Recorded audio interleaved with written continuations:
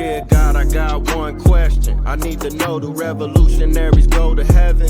And if so, may their legacies last forever and their seeds grow. Tell them that we love them so and never let them die slow. It's like we cursed to be born black. We was kings and queens, now look where we at. I know it won't be long before we take it back. I just hope I live long enough to see it happen, and that's a fact. Cause one thing when you pro-black, you might love your people, but they may not love you back. For more than 400 years, we've been under attack. We survived slavery and then they gave us crack. Do revolutionaries go to heaven? Do revolutionaries go to heaven? Do revolutionaries go to heaven?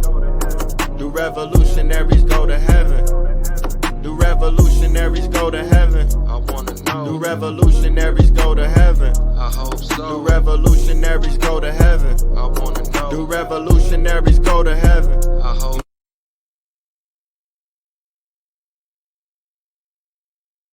All right, mic check, mic check. Can you hear me? Y'all hear you real good. Oh, okay. Yeah, my apologies about that one, King. Man, I just want to welcome you on the show. It's definitely an honor. I'm glad you could, make it on the platform. Happy to be here, bro. And I watched a couple of your interviews before, and they're real good, man. I appreciate being invited. Oh yeah, no doubt. Man, first and foremost, for the followers who may not be familiar with you, let them know who you are and definitely where you from. My name is Flames Binladin from Cleveland, Ohio. Actually, Cleveland Heights, but you know how it be. It's all one big city. I used to rap with Bone Thugs. Uh, right now, I'm a solo artist. Done a couple songs with D12 and G Unit and MGK, Lazy Bone, stuff like that.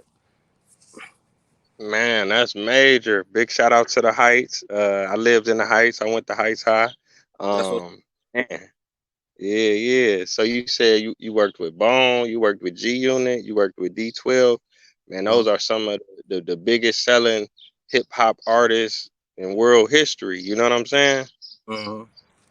That's what's up, man. So how did you even get the name? What, Flames Bin Laden? Yeah. Uh, well, technically, when I was young, this dude, tried to rob me or whatever, and I really wasn't feeling it. So I'm like, all right, bro. So, so I went to the nigga house and set all his clothes on fire, and then that's how I got the name Flames. And Bin Laden was more like just my approach to music. Like, I always felt like I bomb on somebody, like Tupac bomb first. So that's where I got it from. And also, I got the Bin Laden name. It's, you know how the Outlaws all had the name of a dictator or whatever. So I picked Bin Laden because he wasn't out back then when they started it, and I thought it was a cool name to roll with. Man, that's a crazy story, man. That's what's up. That's what's up. So, maybe let me take it back to the beginning. So, what was some of your influences in terms of motivating you to even start or to want to rap? Let me see.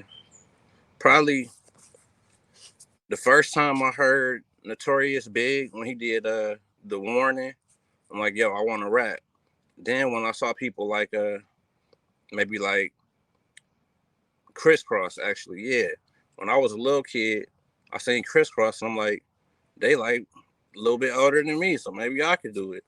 So I started pursuing it, and then we got people in Cleveland like Bone Thugs, who they got on first, so they inspired a lot of people in Cleveland to want to rap.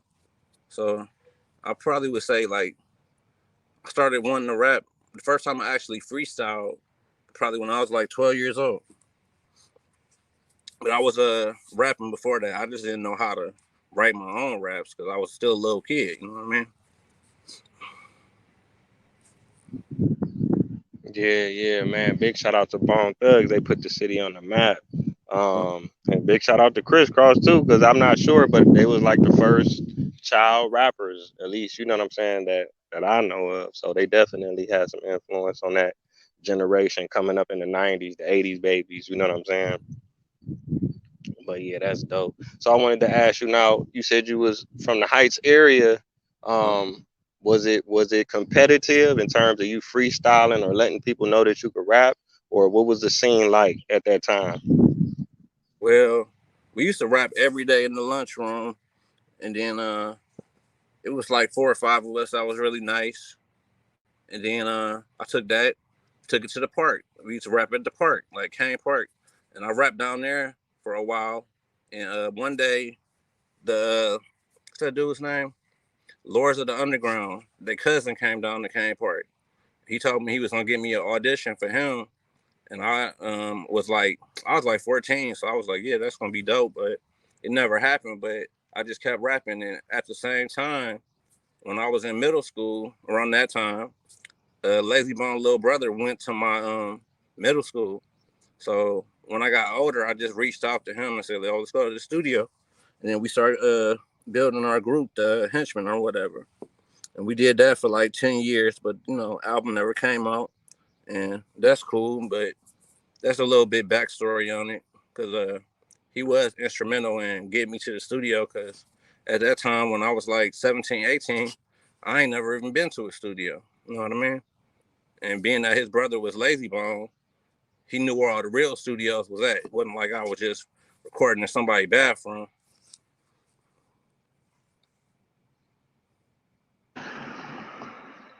Wow, that's major. So you saying you got a chance to connect with Lazy Bones' brother, and y'all started a group?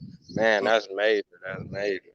Yeah, because we went to middle school together. Like this nigga he was bad in middle school, and I was bad. You know what I'm saying? So we was cool, but we ain't really link up.